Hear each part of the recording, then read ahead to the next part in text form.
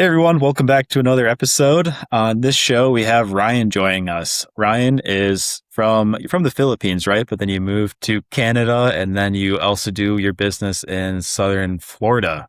So That's right. he has 4 years of experience in real estate. He started off in wholesaling and now he is doing real estate development with 20 million AUM. So pretty huge portfolio to get in just 2 years. So thanks for joining us, Ryan. And I'll just let you give everybody a background on yourself because you know yourself better than I do. So Yeah, go yeah, ahead.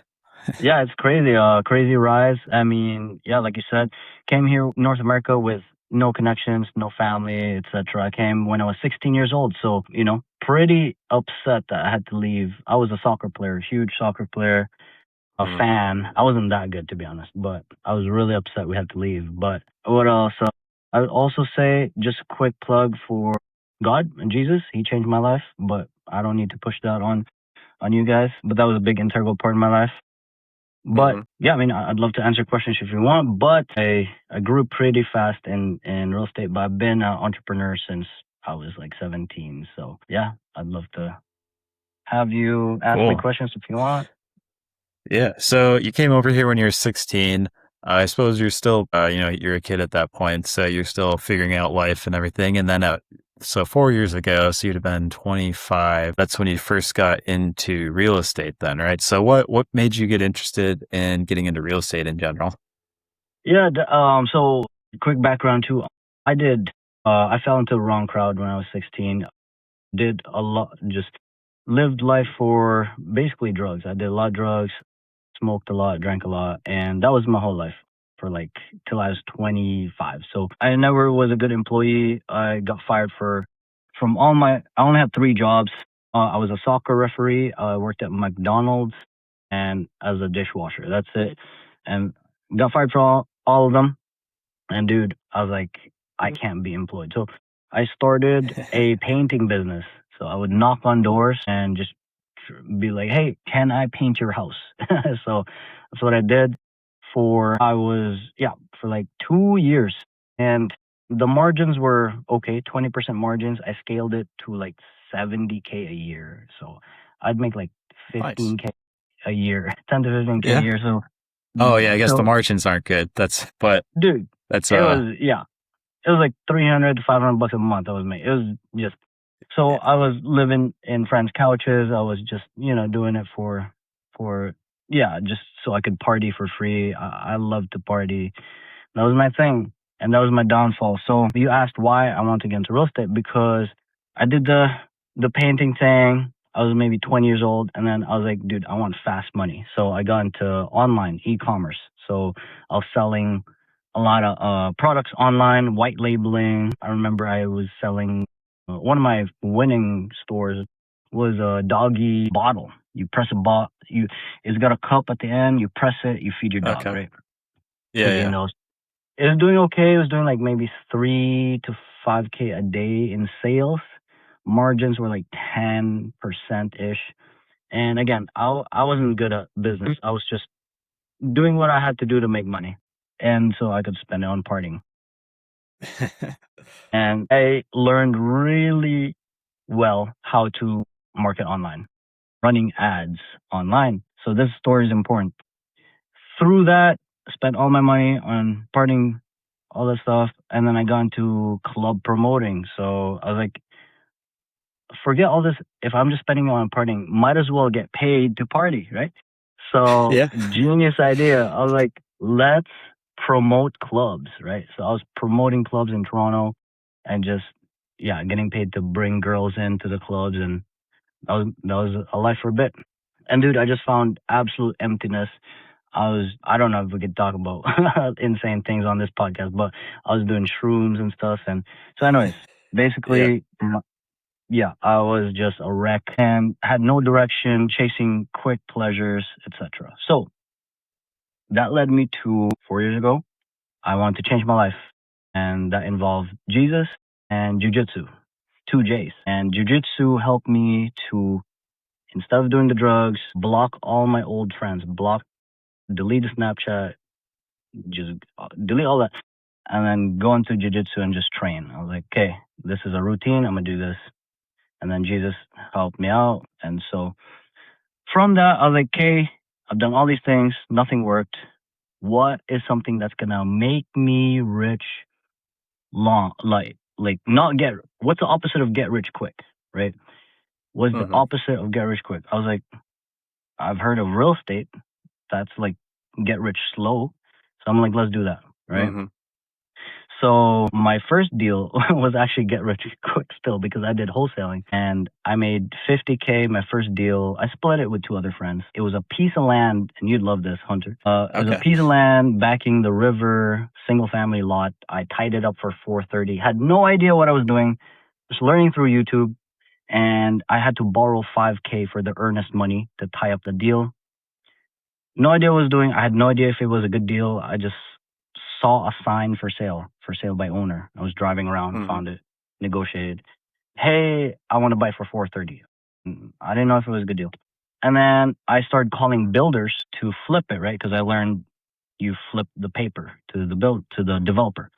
And the developer, I called 3 on Google, the top 3. First one didn't pick up. Second one was like, what's the address? I'm driving there right now. Third one, he's like, I'm interested.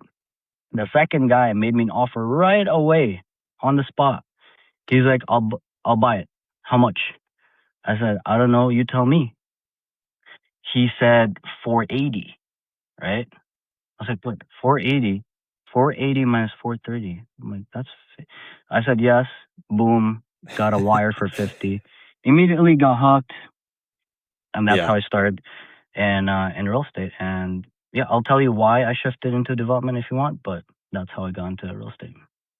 Yeah, we can go into that in a bit, but that's a crazy first start. That's kind of that beginner's luck. I had Yeah. similar luck when I first got into just traditional wholesaling, and I just started cold calling, and it was probably like the 6th or 7th person that I called. Yeah. They had a couple houses, and they're like, yeah, we're ready to sell. I was like, oh, all right, and then locked it Yeah. up, and I was like, oh wow, that was a lot easier. I mean, it seems we probably got lucky on like our first Yeah, ones, we definitely did. but Yeah. but it hooked us. It hooked you for sure. So Yeah. and it hooked me Yeah. for sure. So happy that it turned out like that. But yeah, Yeah. so you had that happen, and then you went and you continued doing wholesaling for 2 more years, it sounds like. And Yeah. I'm sure Yeah. that was going well for you, but then it sounds like Yeah. you wanted to do something that's going to create more wealth instead of Yeah. short-term income, Yeah. right? So Yeah. is that when you turned to doing development? Was after you realized that this is very active, you want to do something that's maybe a little easier to perform with? Exactly. I mean, look, after the 50K, I split it with 2 other buddies, and I don't know if you know King Khan, Wholesale to Millions. Do you know that guy on Yep. YouTube? Yeah. Yeah, I he don't actually know him, but I interviewed. know of him. Yeah. Oh, okay. Yeah, yeah, yeah. He interviewed us, and it was super cool because I was watching him how to learn, and now he's interviewing us. Anyways, Cool. after the split, it was like 17K in my pocket, which is it's okay, but it's not gonna survive. And so I was, Mhm. like you said, for 2 years I was doing more deals, and I really wanted to do multifamily.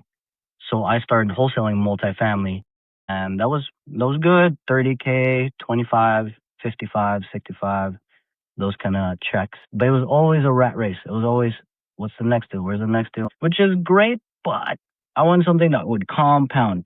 So I remembered for my first deal, I was like, this guy paid me 50. How much is he making if he's willing to pay me 50?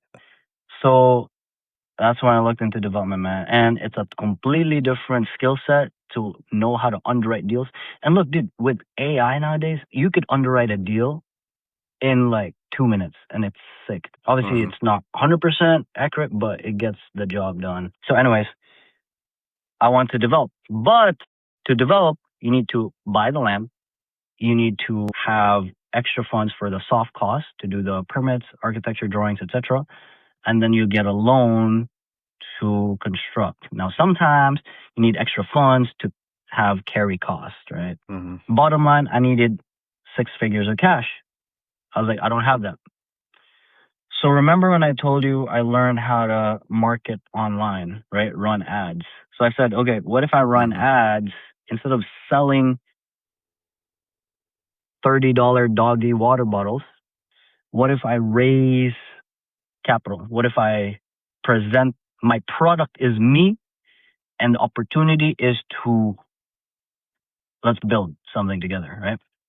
And dude, Mm-hmm. it worked. And I'm still using it today. It works all the time. I'm still getting messages as we speak on this pod. And that removed my limiting belief saying there's not enough money out there. There's so much money out there. There's so many high net worth individuals that need to spend their money. They need to invest their capital because what else are they going to do with it? They could put in crypto. Okay. They could do that. They could put in, their Roth IRA. Okay.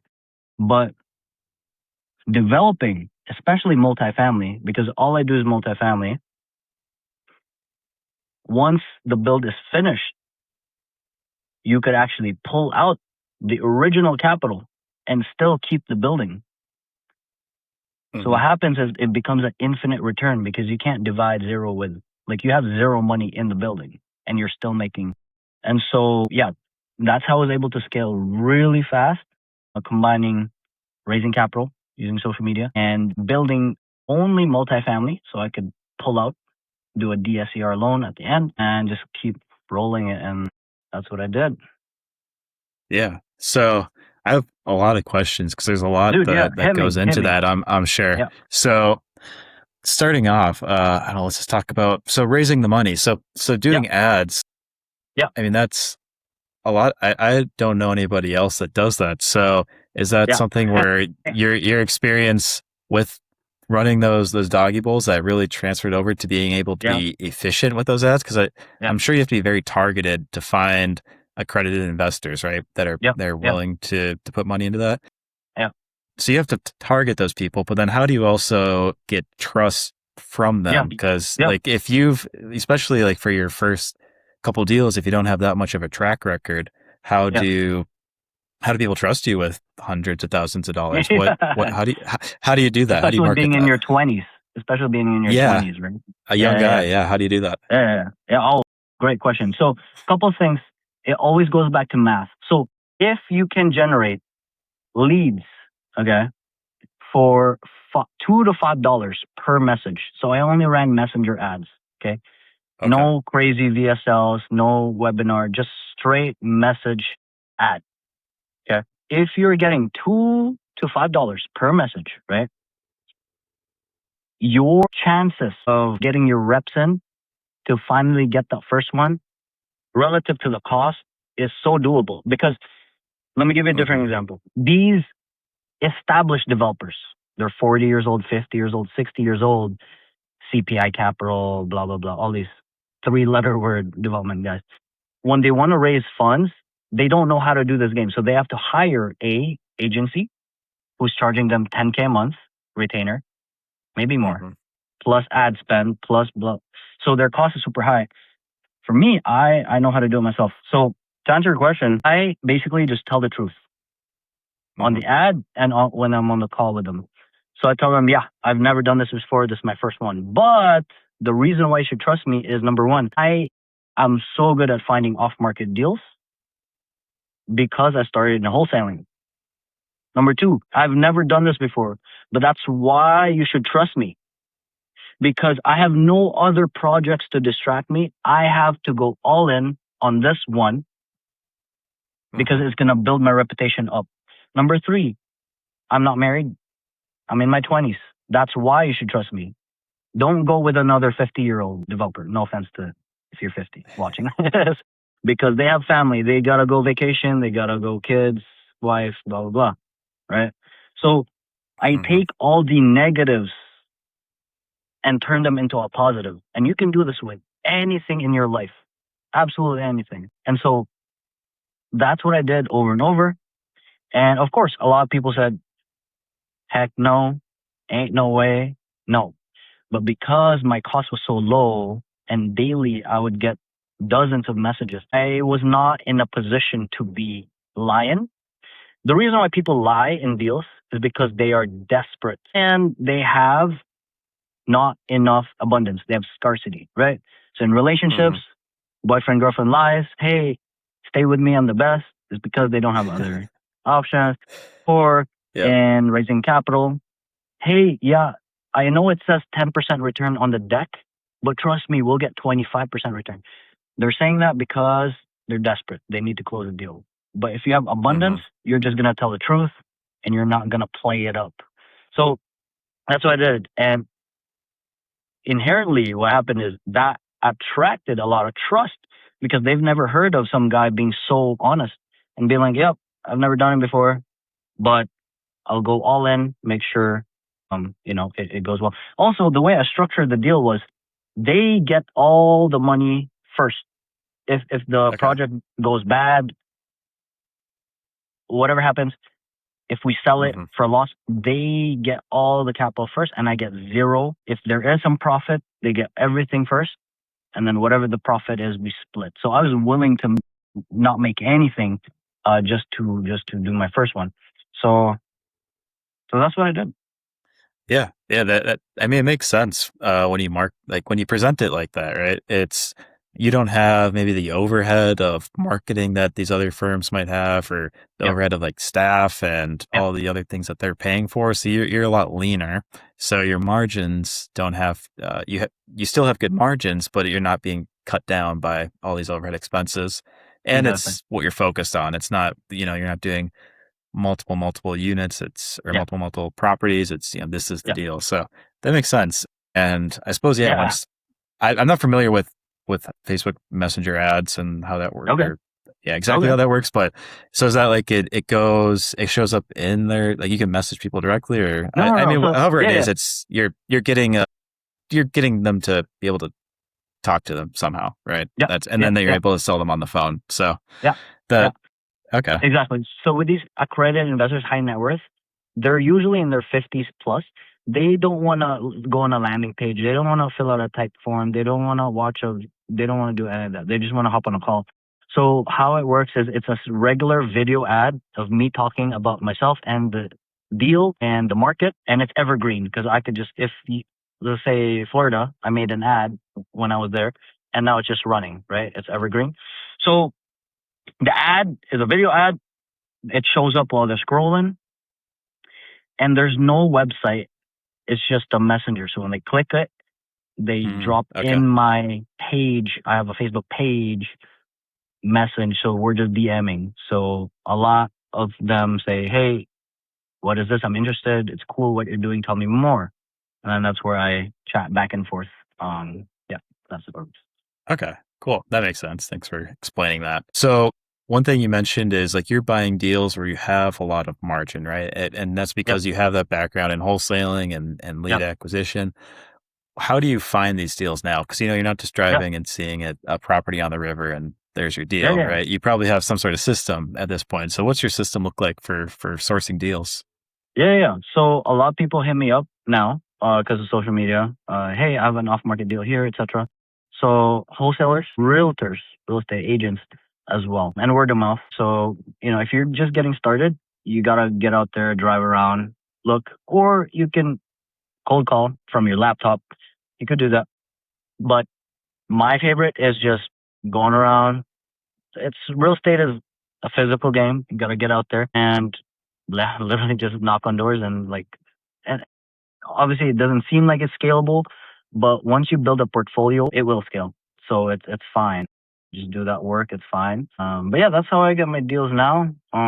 It just kind of comes So, to me. so it's mostly networking. So it's you've built up a relationship with Yeah, wholesalers and realtors, and they send you perfect. deals, and then you'll review those. Okay, how Yeah, do you review it all yourself, or how's your team? Do you have a team currently, like an I assistant do. or operations, Yeah, or what's that look like?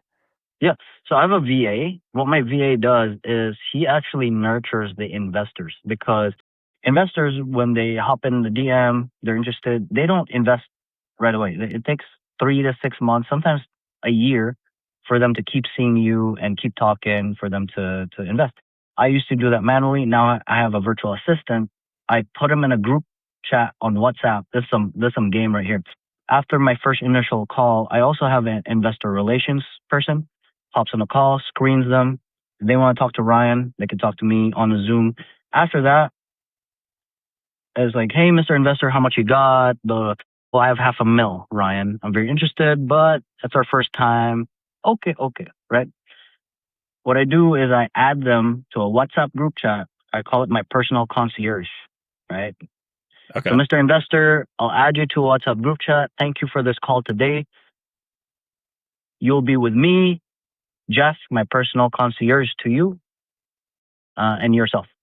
So in this personal group chat, this is where my personal assistant, she drops market insights, project updates, videos, photos, etc. And that's how we can essentially help to like nurture that lead. Yeah. In terms of running the numbers, I love running the numbers myself. So I run it all myself. AI actually helps a lot with running the deals. Hmm. So I teach my AI what a good deal is, what is not. Yeah, I run all the deals myself. Okay, cool. Yeah. So it definitely helps having like a VA and some people on your Yeah. team, I suppose, to make it a little bit more passive. And then on the actual, development side, that probably it takes a lot, right? There's a lot that goes into that. So that something that you have a project manager that manages all Dude, that? that's And actually the most passive part of everything I do. It's crazy. really, So yeah, dude. Because development, there's such big margins that you actually put the right people in the right seats to ensure that everything runs. Like I have 7 projects on the go right now, and I drive to sites, but I go on vacation, and it's fine. So it's it's really cool because yeah, I do have a project manager to answer your question. I pay him 6 figures, and it is cool because they are full time, and so and they're an employee, and so they actually take care of everything for you. So yes, there are some headaches for sure, but they're so worth it, and they take care of 95% of all the scheduling, the materials. If they're late, if there's weather issues, then we have to tell the subcontractors to hold off. I don't do any of that. He takes care of all that for me. So yeah, pay your people good, and they'll make sure it's passive for you. cool. Yeah, no, that makes sense. You have the inbound side, it seems like you have that mostly taken care of, and then on I mean, it's not outbound anymore, but the development side where you're actually Yeah, doing the work, that's taken care of by somebody. So you're able to yeah, remove yourself from the yeah, business and yeah, go do what you like. So yeah. that's Because cool. I and real quick, the problem is a lot of people think development means you're a builder. Okay, we're not builders. I'll never be a builder. That's not the goal. A lot of people want to be the builder to save the money from paying someone to be a builder, and they negotiate the trades. They run to the city to run permits. You don't want to be a builder. We're developers. What developers are, we are capital allocators. That's it. That's what we are. Our main job is to gain trust from investors, money, and then we take that money and then we deploy it. If because the problem is when people are too gung ho in learning about the 2x4, learning about the which window is better than this window, which like I don't care about any of that. I don't care about our values. I don't care about because when you get too emotionally attached to that game, right? This flooring is better than this Mhm. flooring. If you get too in love with that, you cannot do another deal because you're too stuck in that. Now, sure, you will save 10% more money if you're in that, but you're not able to like now my goal is to do a 25 unit and a 40 unit building in Florida. I can't do that if I'm stuck trying to squeeze every margin from every single project that I'm doing, right? So Yeah. Yeah. So it's kind of like the 4 hour work week book, where yeah, same 80% price. of your, your best outcomes is because of, 20% of your time, something like Yeah, that. yeah, So yeah, yeah. you're focused on the thing that's most important, which is, overall just allocating that capital, finding the best deals and finding people that have money to put those deals together. And You you're got it. handing off the things that what tile are you going to use on the floor? That goes to Yeah, well, your who project cares, manager dude? and your team Yeah. members that, people Uh-huh. that actually are doing it, and they probably have more experience in that anyway. So there's no Yeah. point in you having to Exactly. learn that at all. Exactly, dude. You got people been doing this for the past 35 years. You can't compete with that. Let them do what they do best. What I do best is raising capital and doing another deal. So Cool. Well, let's talk about some of those deals and talk about some of the yeah, money, which is the fun part in a second. I'm yeah. just going to do a read from the sponsor and then we'll go over that. Thank you, So, sponsor. this episode is brought to you by DirectREI. Look, if you're doing your own outreach right now, you already know the grind, pulling lists, skip tracing, firing off texts and mailers, and then trying to keep up with every reply across 5 different apps.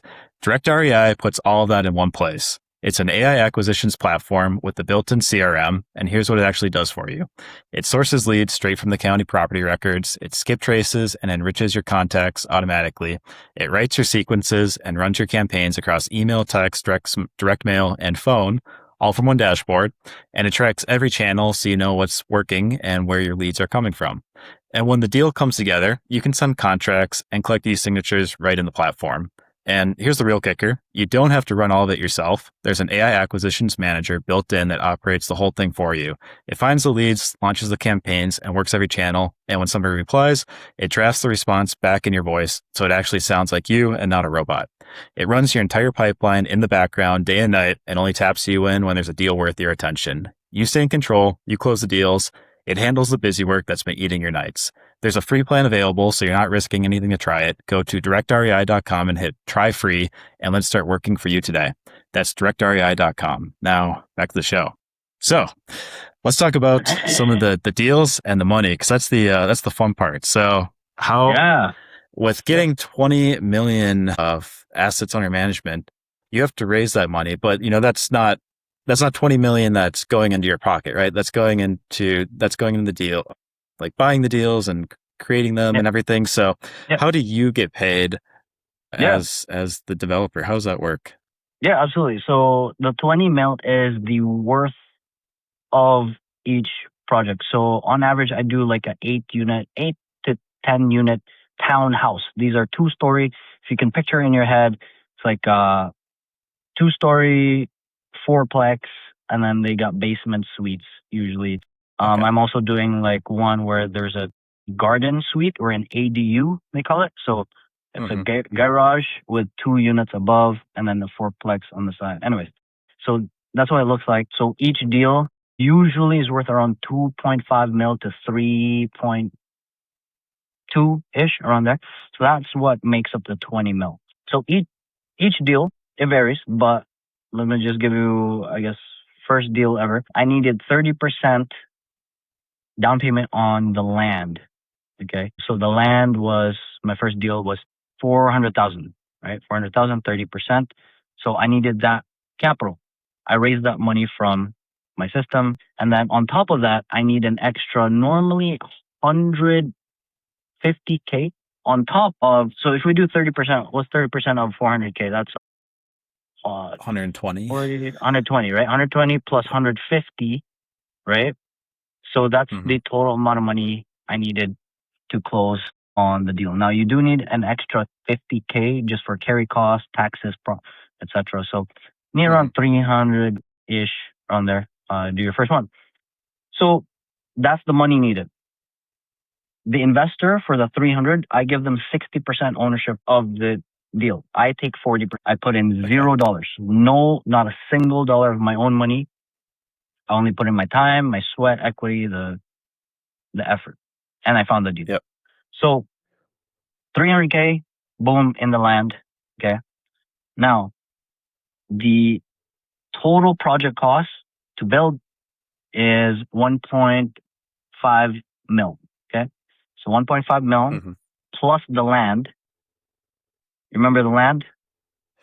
Yeah. So How that much was is it? what, three or 270 is what you put? All right. Or The land was 400,000. boy, the land's 400. Okay. Yeah. The land's Land's 400, right? 400. Yeah. 30% is what you put down plus the carrying Yeah. cost. Okay. Yeah. So 400 was the Okay. land, and then the build cost was 1.5. I know there's a lot of numbers, so I could slow down. No. I'm with you now. So you're in Okay. for 1.9. 1.9, yeah. 1.9 all in, right? We get what's called an as if complete appraisal. So the bank needs this before they even fund you. We do Mhm. this before we even put a shovel on the ground. So we know what the value is before we even start. So the value came in at 2.5. Okay. Okay. So cost is 1.9. S- It's worth Yeah.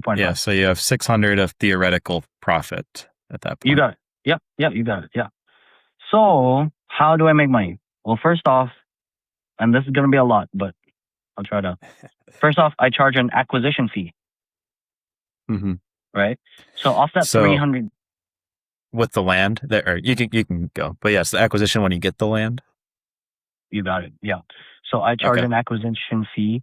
So I think it was like 15K. So off of that 300K, I took 15, and I told my investor, obviously, I don't, Hmm.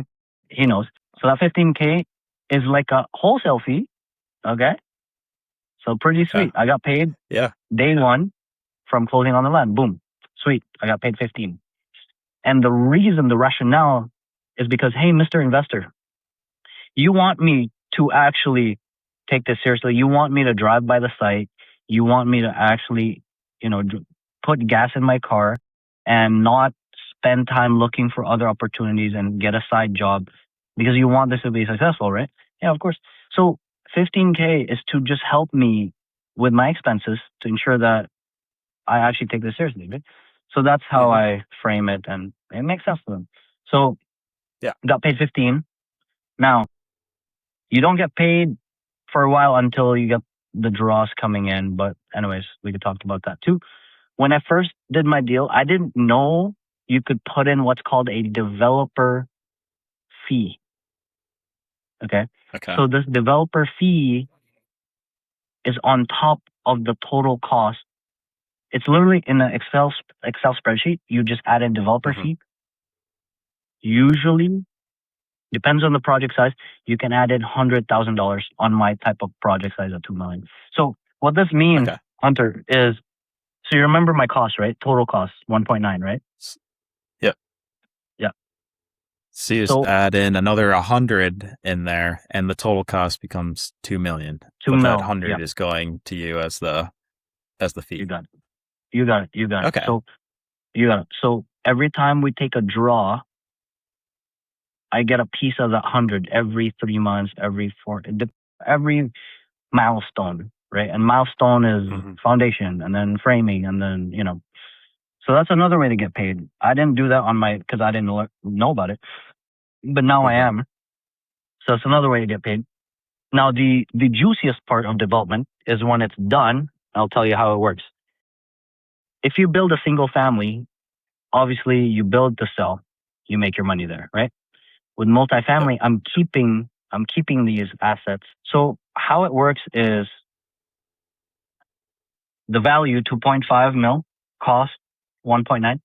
That spread over there, you could pull it out when it's Hmm. finished because it's called it's called a refinance. But when you're building, your loan is not like a normal loan. Like you say you have a house or your parents have a house. Their loan is called a term loan, TERM, term loan, or a Okay. permanent loan, right? Hmm. When you're building, it's not the same. It's called a construction loan. Okay. Yep. So what happens is when it's done, it converts to a term loan off of the new value. Okay. So it's normally 70 to 90% LTV, loan to value. Hmm. So when it's done, if you want to do the math, you can, but you'll see how much money you pull out off the new value. Okay. So if the original loan is at 1.9 and Yeah, then you finish and then it's yeah. worth 2.5, Mhm, you mhm. can you're refinancing, or I guess Yeah, refinancing it yeah, at refinance. an Yeah, 80 to 20 on the 2.5. So then yeah, that's where you're pulling it at. Okay. That yeah, makes sense. And then from there, that you have a split then with the investors, right? So yeah, is this where you can take a split out of yeah, that, yeah, or yeah, is yeah. okay? That's where I get 40% off of that. Okay. The investor gets 60, and then obviously we're keeping it. So cash flow, right? Keeping the cash flow, keeping the appreciation. And guess what my Hmm. investor does when he pulls out the money? He calls me up, says, Ryan, where's the next deal? right? So it's like, because it's like a subscription to me on Yeah. big money. They need to keep subscribing back to me. They need to, obviously they don't have to, but if you Hmm. do good work, they'll come back and they say, hey, where's the next one? And that's what's happening right now. Yeah. Cool. So do you have a few people that keep coming back to you then? Do you have Yeah, yeah. do you, okay. Do you have like a main investor that does a lot, or do you have like a wide variety and everybody is doing a, Uh, like a good amount, I suppose? Like, yeah, so each investor usually has 300 to half a mil on each of my okay. projects. And I only do one investor per project. Usually I do have one project where there's two, so it's all good, but they're Hmm. friends. I'm just Okay. gonna do that.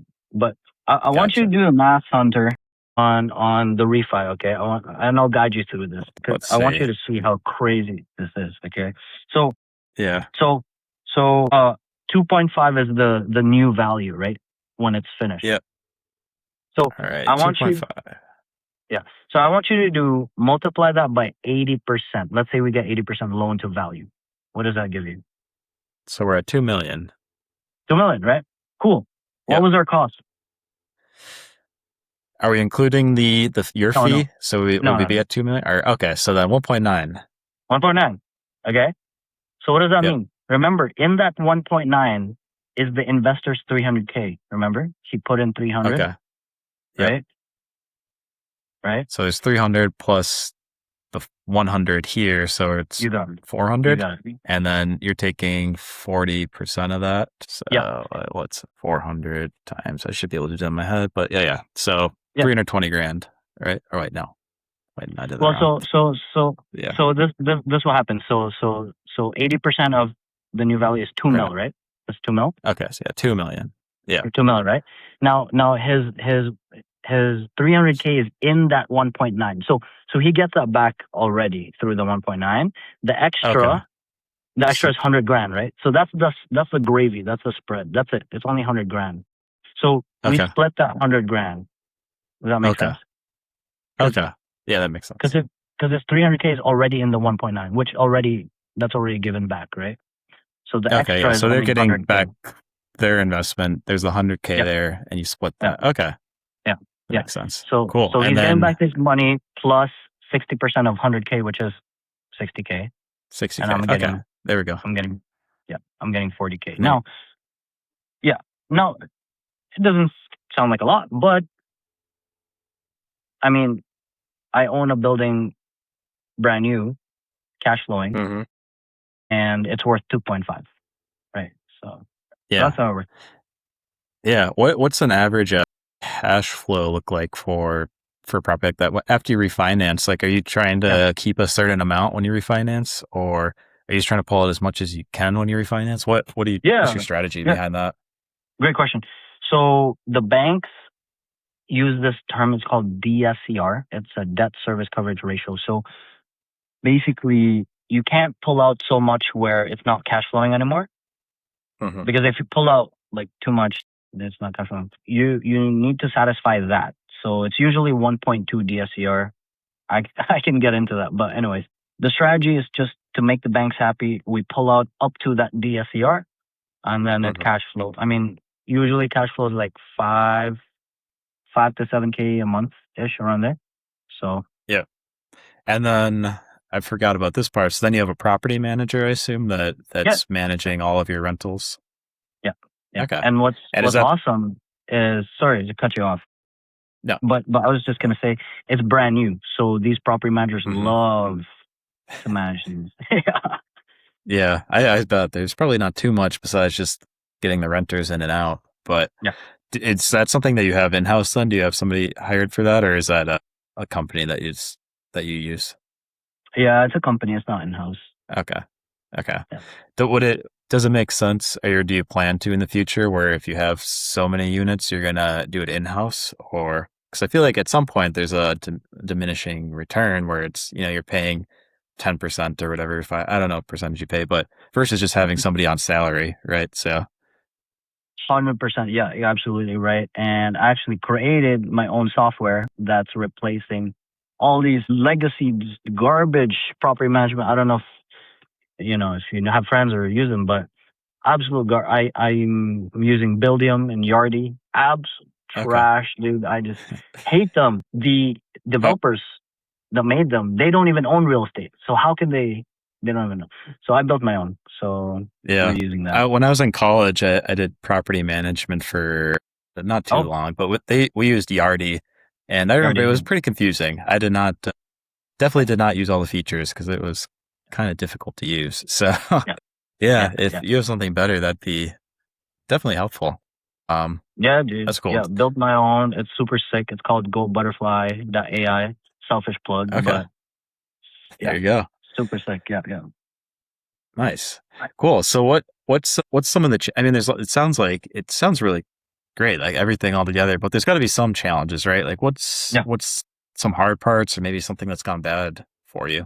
yeah, yeah. The downside is it does take time, right? Like I just told you, I only made 15K from closing the deal. Hey, hope you're enjoying this episode. I just want to take a minute to tell you about Sell the Earth. Sell the Earth is my land investing program where I teach the exact systems I use to buy and sell land every single day. My team and I complete over 100 land deals a year, so everything you learn comes directly from what's working in my business today and not outdated strategies or theory. One thing that makes Sell the Earth different is it's constantly evolving. Real estate changes, marketing changes, and AI is creating opportunities that didn't exist even a year ago. As our business grows, the program grows with it. We continuously update the training with the newest strategies, AI workflows, automations, and marketing techniques that we're actively using to find more deals and operate more efficiently.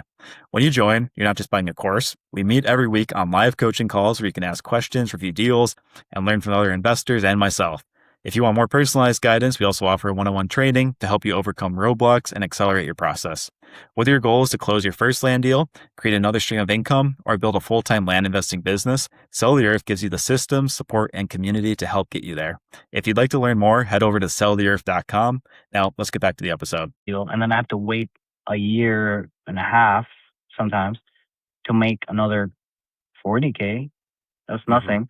So it's not. We're not talking million, even though my AUM is millions. It's not spitting off millions, right? So that's the downside. But obviously, long term game in 5 years, what is it gonna worth, etc. Bad stuff I've encountered a lot. Neighbors suing me, fire. Some homeless person burned down one of my projects. Oh, dang. Yeah, That sounds it's not bad. good. It's yeah. Imagine you're building and you wake up to 5 a.m. text from your neighbor. Hey, your project's gone. It's in flames, and you get a picture of fire. So Yeah. that what else, dude? I mean, when it's finished, there's still headaches.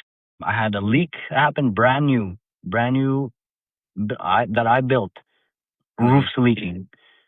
Why is the roof leaking, dude? It's brand new. What the heck is going on?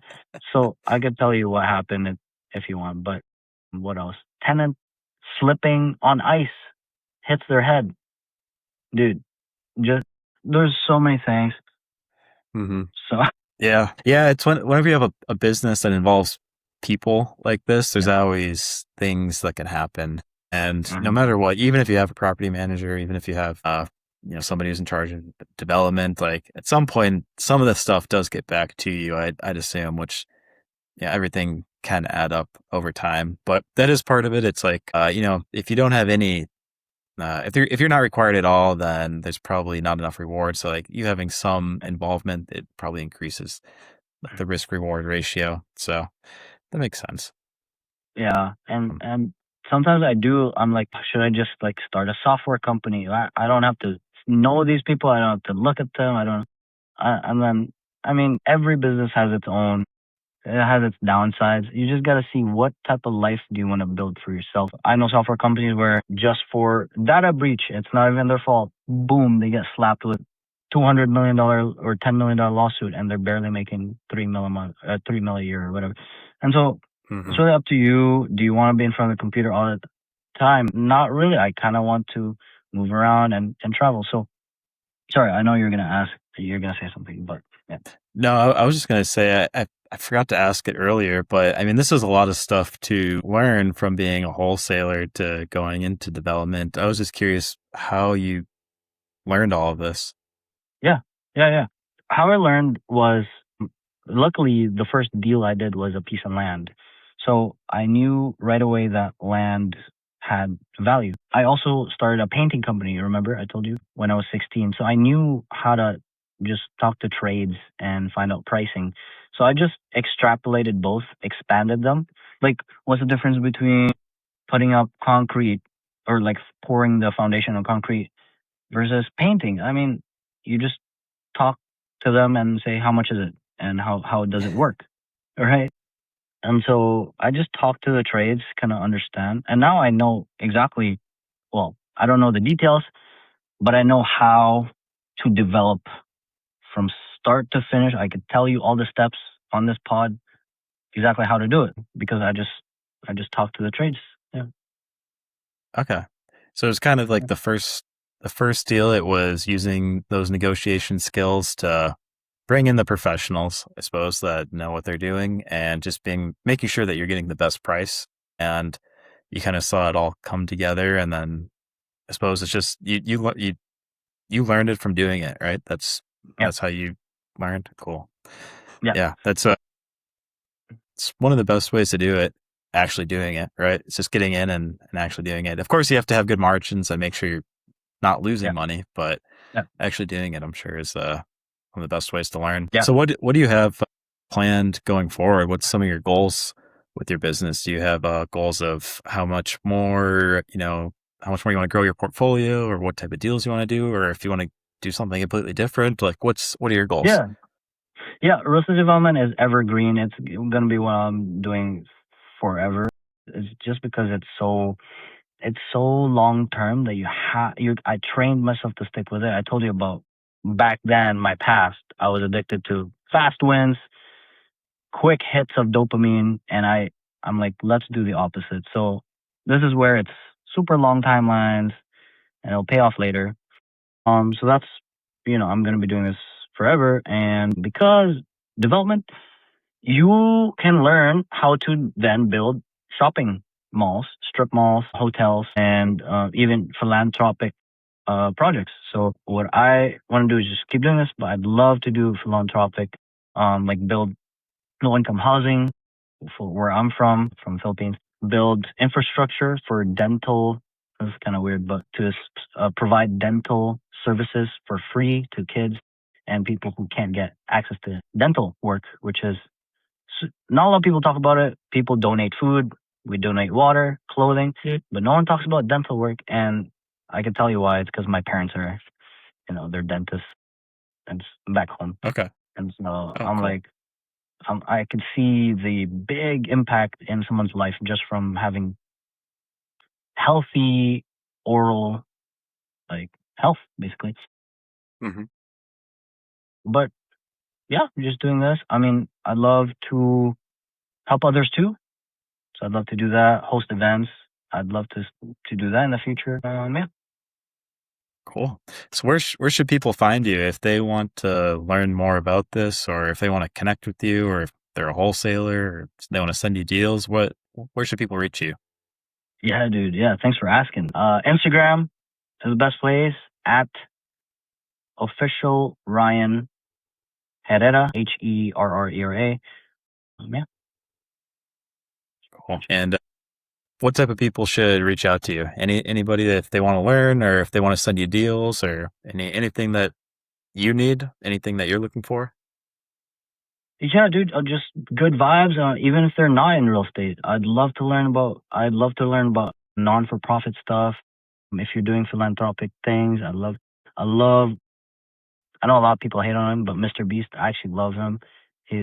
I love the things that he's doing. Let's see what else.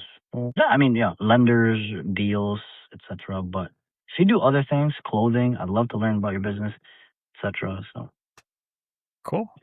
Awesome. Well, that's where you can find them, guys. And I appreciate you coming on. And it's really interesting what you're doing and how fast you've grown. So really yeah, appreciate your time. And yeah, I look forward to still following along and see how you grow. So yeah, thanks for coming on. yeah. Yeah, Hunter. Yeah, and keep hunting out there. Hey, it's in your first name, so keep doing Yeah, that. I'll try. All right. Thank you. Thanks. Okay, take care.